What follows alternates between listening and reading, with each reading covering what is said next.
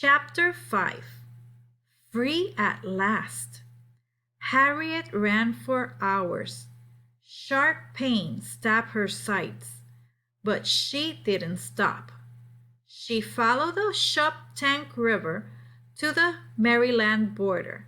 As she ran, Harriet remembered Daddy Ben's words. Walk through water when you can.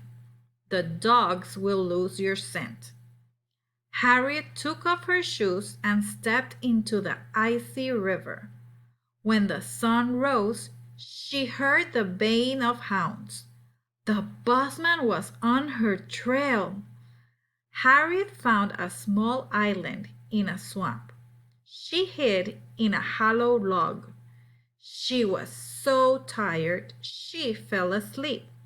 She didn't hear the slave catchers galloping past. In Camden, Delaware, Harriet found the safe house the Quaker woman had told her about. A brightly colored quilt hung on the clothesline. That meant it was safe for Harriet to knock. The owners welcomed Harriet into their home. They fed her. They hid her in the attic, where she slept all day. When night came, Harriet thanked them and ran for the next safe house. Once, Harriet fell asleep on the road. She woke up just as a group of slave hunters were approaching. Harriet scrambled into a ditch and covered herself with mud. She prayed the hunters wouldn't see her. Somehow, they never did. After days of running, Harriet crossed into the free state of Pennsylvania. She looked at her hands. She was the same person, but something about her had changed.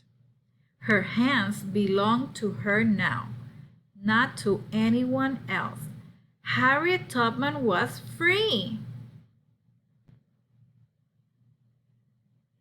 In Philadelphia, Harriet found a room to rent. She found work as a cook in a hotel. One day, she met a man named William Steele. He was the secretary of the American Anti-Slavery Society. Harriet went to the society's secret meetings.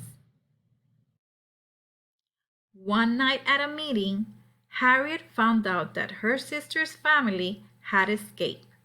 They were hiding in Baltimore. They needed someone to lead them to safety. "I will lead them," said Harriet. The men at the meeting were shocked. There were no women conductors on the Underground Railroad. It was too dangerous. But Harriet would not be swayed. She was going to free her people, just like Moses in the Bible.